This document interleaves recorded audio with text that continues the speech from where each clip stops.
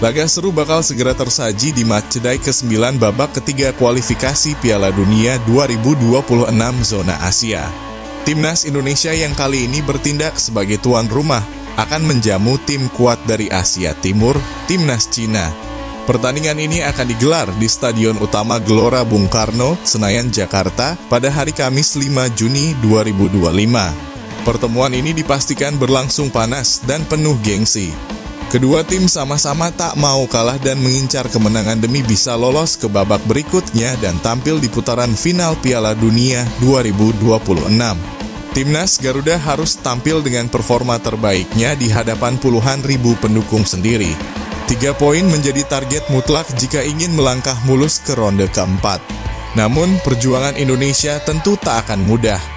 Timnas Cina datang dengan ambisi besar untuk bangkit setelah mengalami 2 kekalahan beruntun yang membuat mereka kini terpuruk di dasar klasemen sementara. Tentu mereka jelas tak ingin pulang dengan tangan kosong. Selain itu, Timnas Indonesia juga harus waspada dengan serangan balik cepat Timnas Cina. Bisa saja Timnas Cina menggunakan taktik counter attack di saat pemain-pemain Timnas Indonesia sibuk menyerang.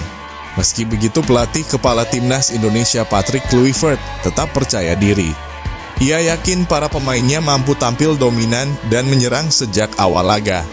Optimisme itu semakin kuat setelah kabar bahwa PSSI tengah memproses kedatangan beberapa pemain naturalisasi baru seperti Dian Zerbergen, Milano Jonathan, dan Tristan Goijer. Kehadiran ketiga pemain tersebut tentu bisa menjadi amunisi tenaga besar bagi skuad Garuda. Kedalaman tim akan semakin solid di semua lini, dari lini belakang, tengah hingga depan. Lantas, bagaimana Patrick Kluivert akan menyusun strateginya jika 3 wajah baru ini resmi bergabung? Dan seperti apa komposisi starting 11 Timnas Indonesia yang akan diturunkan melawan Cina di matchday ke-9 nanti? Berikut ini prediksi line up Timnas Indonesia dengan kehadiran 3 pemain naturalisasi baru. Untuk sektor penjaga gawang, Patrick Kluivert akan memasang Emil Audero Mulyadi sebagai penjaga gawang utama melawan Cina. Martin Paes dipastikan bakal absen saat Timnas Indonesia melawan Cina karena mengalami akumulasi kartu kuning saat melawan Bahrain. Ini akan menjadi kesempatan bagi Emil Audero untuk menjalani debut pertamanya bersama Timnas Indonesia. Soal kualitas, Emil Audero juga tidak kalah jauh dari Martin Paes. Dengan tinggi badan 192 cm, Emil Audero memiliki kelebihan dalam duel udara, memungkinkannya untuk lebih unggul dalam mengantisipasi bola-bola atas. Selain itu, refleksnya yang cepat menjadikannya salah satu kiper handal yang siap menghadapi tekanan di lapangan. Dengan absennya Martin Paes, maka bisa dipastikan Patrick Kluivert akan memasang Emil Audero sebagai penjaga gawang utama melawan Cina di 5 Juni mendatang. Sementara itu, Emil Audero akan dikawal 3 bek sejajar yaitu Pascal Struijk, Jay Itzes, dan Rizky Ridho. Meski pemain ini belum resmi dinaturalisasi, namun Pascal Struijk mempunyai kesempatan besar untuk membela Timnas Indonesia. Beredarnya foto viral Pascal Struijk bersama Patrick Kluivert, publik menilai kalau Pascal Struijk semakin dekat bergabung dengan skuad Garuda. Saat ini Pascal Struijk bermain untuk Leeds United di EFL Championship dan sudah promosi ke Premier League musim depan. Tanpa mengesampingkan kualitas Justin Hubner yang juga tampil baik bersama Timnas Indonesia. Namun jika Pascal Struijk bergabung, bukan tidak mungkin Patrick Kluivert akan memilih Pascal sebagai pilihan utama bagi skuad Merah Putih. Selanjutnya, Rizky Ridho kembali tampil menjadi starter saat Timnas Indonesia melawan Timnas Bahrain kemarin. Rizky Ridho memiliki beberapa kelebihan yang membuatnya menjadi bek andalan Timnas Indonesia dan Persija Jakarta. Rizky Ridho bukan sekadar pemain muda berbakat, tetapi telah berkembang menjadi salah satu bek lokal terbaik Indonesia saat ini. Dengan kemampuan bertahan yang solid, mentalitas tangguh dan pengalaman yang terus bertambah, ia menjadi andalan di lini belakang Timnas Indonesia.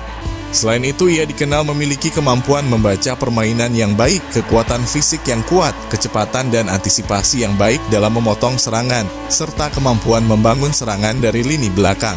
Sedangkan Jay Itzes menjadi benteng kokoh terakhir di lini pertahanan Timnas Garuda. Jay Itzes memiliki tubuh yang kuat membuatnya unggul dalam duel fisik dan permainan yang dewasa. Selain ditugaskan sebagai seorang kapten tim, Jay Itzes juga dianggap sebagai pemain yang memiliki jiwa kepemimpinan di lapangan yang bisa menjadi contoh bagi pemain lain. Dengan tinggi 190 cm, Jay Itzes bakal ditugaskan untuk meladeni duel-duel udara para pemain Cina. Sedangkan untuk sektor fullback kanan dan fullback kiri, di mana posisi ini bakal ditempati oleh Sandy Walsh dan Kelvin Verdong. Hadirnya Kevin Dix membuat Sandy Walsh selalu menjadi pemain cadangan di skuad Garuda saat ini. Dalam beberapa pertandingan, serangan timnas Indonesia bisa menjadi kurang efektif ketika Kevin Dix tidak bisa tampil dengan maksimal seperti yang terjadi dalam laga melawan Australia. Apalagi Kevin Dix untuk saat ini mengalami cedera bersama klubnya. Sandy Walsh nampaknya sangat cocok untuk menjadi starter saat timnas Indonesia melawan timnas Cina di 5 Juni mendatang. Sedangkan Kelvin Verdong, kita sudah mengetahui betapa apiknya sosok pemain yang satu ini. Sejak debut dengan timnas Indonesia, Kelvin Verdong selalu membuat kagum supporter timnas Indonesia. Kelvin Verdong tercatat lebih memiliki pengalaman ketimbang bek kiri lain di timnas Indonesia.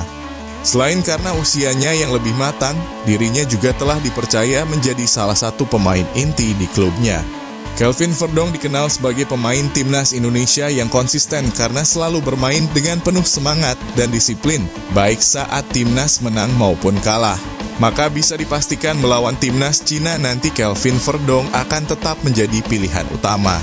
Sedangkan untuk sektor gelandang tengah di mana posisi ini bakal ditempati oleh Joy Pelopessy dan Tom Haye. Joy Pelopessy sudah menjalani debutnya bersama skuad Garuda saat timnas Indonesia melawan Bahrain. Ia bermain full 90 menit penuh. Ia juga mencatatkan 85% umpan akurat. Joy Pelopessy dikenal sebagai pemain yang tidak mudah kehilangan bola dan mampu memenangkan duel-duel fisik di lini tengah. Posturnya yang kokoh dan staminanya yang prima membuatnya bisa bertarung dengan lawan-lawan yang lebih besar dan kuat. Selain itu, dengan hadirnya Joy Pelopessy, permainan Tom Haye akan lebih fokus dalam menyerang dan memberikan umpan manis kepada penyerang Garuda yang berada di pertahanan lawan. Sedangkan di lini serang di mana posisi ini bakal ditempati oleh pemain baru, Miliano Jonathan sebagai penyerang kanan, Ragnar Oratmangon sebagai penyerang kiri, dan Ole Romani sebagai striker. Di laga menghadapi timnas Cina nanti, bintang muda Indonesia yaitu Marcelino Ferdinand dipastikan bakal absen karena mengalami akumulasi kartu kuning. Jika Miliano Jonathan resmi bergabung dengan skuad Garuda, maka pemain ini wajib starter saat melawan timnas Cina di 5 Juni mendatang. Pemain ini bisa bermain di beberapa posisi di lini depan, termasuk penyerang sayap, gelandang serang, dan gelandang kanan, yang membuatnya menjadi pemain serbaguna yang bisa beradaptasi dengan taktik pelatih. Ia dikenal karena kecepatan dan kelincahannya di lapangan. Sedangkan Oratmangon kembali tampil saat melawan timnas Bahrain kemarin. Penampilannya tidak terlalu memukau pada saat menghadapi Bahrain. Sebagai winger, Ragnar dikenal memiliki kecepatan dan ketangguhan fisik yang baik. Hal ini membuatnya efektif dalam melakukan serangan dan menguasai bola. Sejak awal debutnya bersama timnas Indonesia, Ragnar Oratmangon sudah mencatatkan 2 gol di putaran ketiga ini. Semoga saja Ragnar bisa mencetak gol saat melawan Cina nanti. Sedangkan Ole Romani akan menjadi ujung tombak di lini depan skuad Garuda. Ia dikenal sebagai striker yang haus gol dan memiliki penyelesaian akhir yang mumpuni. Dengan tinggi 185 cm, Romani memiliki postur tubuh yang kuat dan mampu unggul dalam duel udara serta memiliki kemampuan dribble yang baik. Sejak awal debutnya Ole Romani sudah mencetak 2 gol untuk timnas Indonesia. Dengan kehadiran Romani di lini serangan, timnas Indonesia kini mendapatkan amunisi penting dalam sisa pertandingan kualifikasi Piala Dunia 2026. Maka tak heran jika pemain asal Oxford United ini selalu menjadi andalan utama di lini depan skuad Garuda. Itulah prediksi formasi timnas Indonesia versus timnas Cina. Pelatih Patrick Kluivert diperkirakan akan menurunkan formasi terbaik untuk mengalahkan timnas Cina. Semoga skuad Garuda bisa meraih kemenangan besar dan membuka jalan lebar menuju Piala Dunia 2026.